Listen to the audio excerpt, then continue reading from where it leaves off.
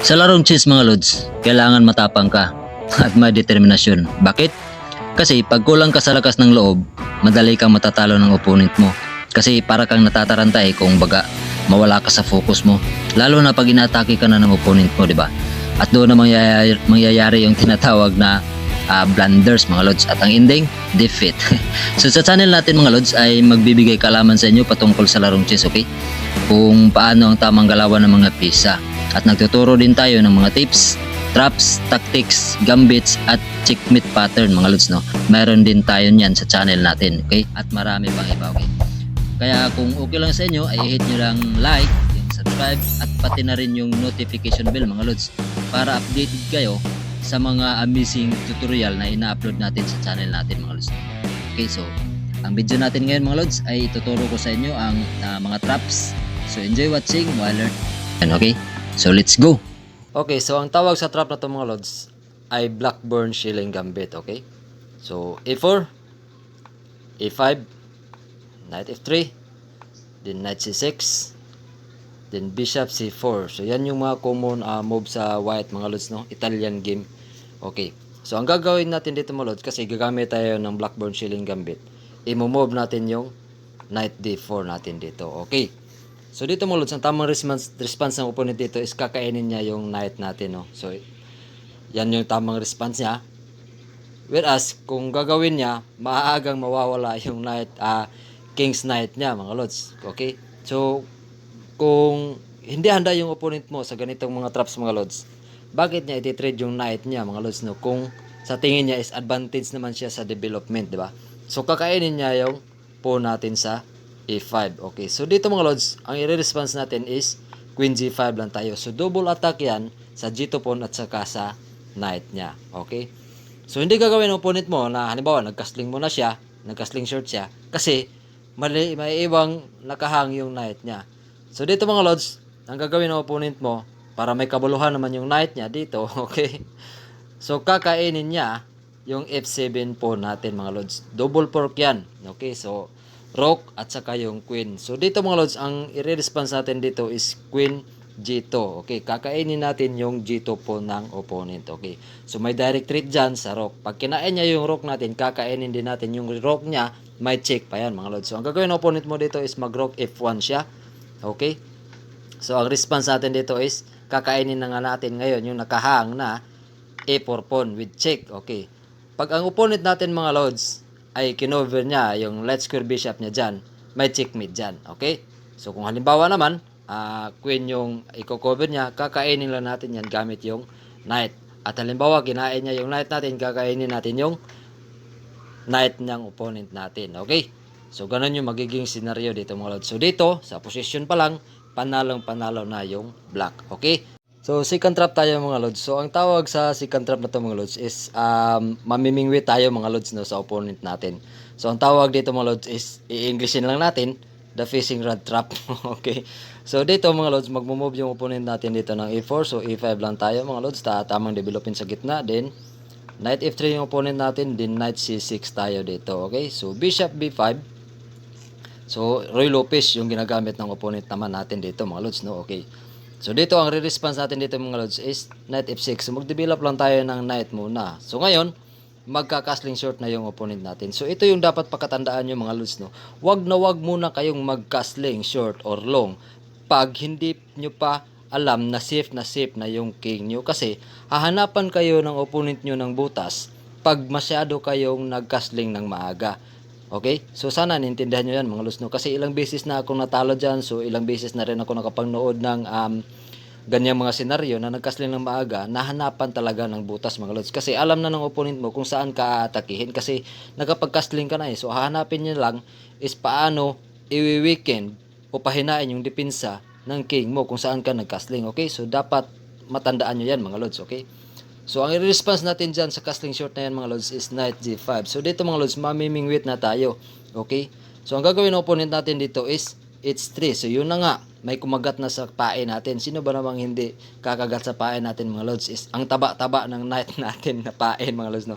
So ang i-response natin dito mga lods is H5 lang tayo. Okay, so dito mga lods, takam na takam yung opponent natin, nakainin yung knight natin kasi tabang-taba siya sa knight natin. So masarap kainin yung knight natin mga lods. Okay? So hindi niya alam na yan pala ay tinatawag na trap. Okay? So kakainin natin ngayon yung pawn na yan sa G4 mga lods. Okay? So dito nagkaroon na ng open file yung H-rock natin mga lods. Okay? So ang gagawin ng opponent natin dito mga lods is mag knight E5 siya mga lods, no? Kasi under attack yung kabayo niya. Kaya itatalon niya muna yung kabayo niya mga lods. Okay. So ang gagawin natin response dito is mag win H4 na tayo mga lods. Ayan na. Napapasok na natin ngayon yung king ng opponent kasi nagcastling siya ng maaga, di ba? Okay, so dapat yan ang pakaiwasan nyo mga lods kung hindi pa naman ninyo alam kung safe na safe yung king nyo, kung saan kayo nagcastling, okay? So dito mga lods, ang response ng opponent natin is F3. So wala nang magagawa yung opponent natin kasi magmumove na tayo dito ng pawn sa G3. So kino-cover na ng pawn natin yung dalawang square na yan mga lods. Okay? Yung F2 square at saka yung H2 square mga lods. Okay?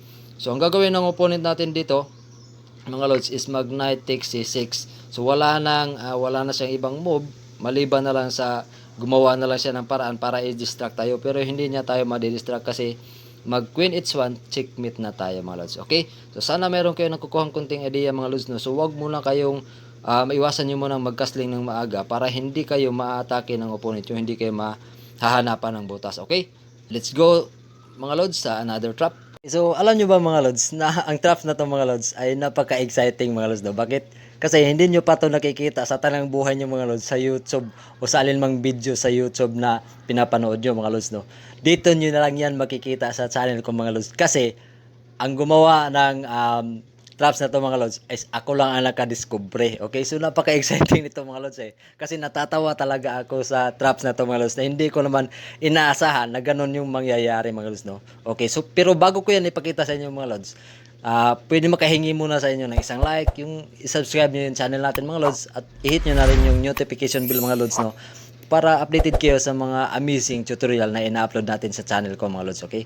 So meron naman siguro kayong nakukuhang kunting idea mga lods na pwede nyo magamit sa inyong mga games. So baka naman pwede nyo i-hit yung mga like at subscribe na yan mga lods. Okay? So let's go mga lods. Okay. So mob yung opponent natin dito mga lods. Okay? So before then knight f6 tayo dito mga lods. Kasi bakit ako nag-knight f6 mga lods? Kasi nakikita yo kung yung opponent ko dito mga lods na piancito variation yung gamit niya. Pero overextension yung pawn niya dito mga lods, no? Okay? So nag-move siya dito ng b4. Overextension yan mga lods. Okay? So ang ginawa kong response dito mga lods is ginawa ng opponent ko dito is nag bishop b2. Okay? So ang response ko dito is bishop c6 lang tayo mga lods. Okay. So ang purpose ko dito mga lods is aatakehin ko yung overextension niya na pawn. Okay? Pero nang makita ko yung opponent ko na nag-move ng pawn dito sa G3 mga lods. Okay? Alam ko na yung opponent ko is nag-memorize ng movement. Okay? So dito mga lods, sinusubukan ko yung pasensya, no? Kasi alam ko na mapi-free move siya dito mga lods eh. Kasi alam ko na kung ano yung kasunod na move niya. Ilalabas niya yung light square bishop niya sa G2 square. Okay? So dito mga lods, nagmo-move ako dito ng knight G4. Okay? So ngayon mga lods, yung opponent ko, nag-move na nga ng G2. Okay? Bishop G2. So ang ginawa kong response dito mga lods is nag queen B6 lang ako. Okay? So dalawa yung trait ko na nakikita dito mga lods, no? Aatakihin ko itong overextended na pawn na to. Itong pawn na nasa B4. At meron ako nakikitang checkmate doon sa F2 square na pawn mga lods. Okay. So ngayon mga lods, hindi na kita ng opponent ko yan kasi nga pre-mover yung opponent ko. So nag-memorize siya ng line. Alam ko na nag-memorize siya ng line. So ang ginawa ng opponent ko dito mga lods is nag-move siya ng pawn dito sa A3. Dinipinsahan niya yung overextended niya na pawn. So ang ginawa ko dito mga lods, kasi kung nakikita nyo, checkmate na yan eh. Ayan o, yung napakalaking arrow na yan mga lods.